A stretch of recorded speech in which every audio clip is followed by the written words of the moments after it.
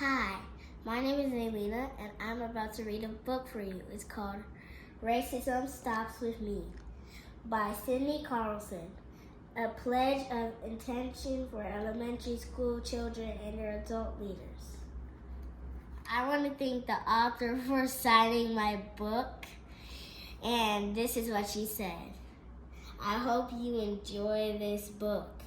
Continue your love of reading with love, Sydney Carlson.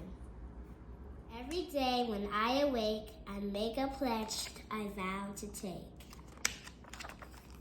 That everyone all day I see is no better or worse than me. I vow to see your color.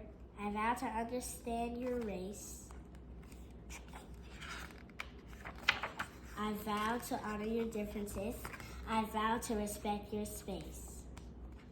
When I see racism or act in a racist way, I promise to apologize and learn from you every day. I understand that what I know could be challenged and hurt I might be, but I vow to stay educated and aware because racism stops with me. The end. Bye.